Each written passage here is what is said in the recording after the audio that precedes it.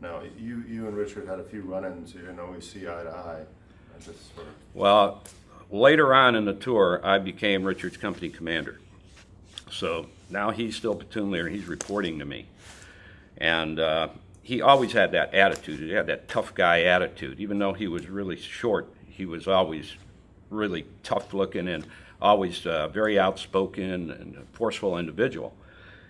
But he was very smug too. He was very smug about it. He just had that attitude. So he came into me. I don't know if it bothered him that I was a first lieutenant and he was a first lieutenant and I was his commander, because I was senior in data rank to him. Maybe that was it, but he came in one time to come see me, and Richard would wear this revolver on his hip, and it had white handles on it, almost like a pearl handle type revolver. I have no idea what it was really made of, but that's what it looked like. It was like a 6-gun. And he took it out of the holster and spun it and pointed it at me. And he's smiling. And he spun it back and put it back in the holster.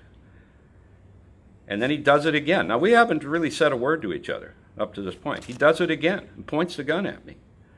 And he puts it back in the holster. And he's smiling all this time. And I had my rifle down like this, and I went click, click, which goes from basically safe to full automatic. And he heard that. And I went click, click. I said, Richard, if that clears that holster again, I'm going to stitch you from your toes to the top of your head. And he just looked at me and smiled, and he turned around and walked away.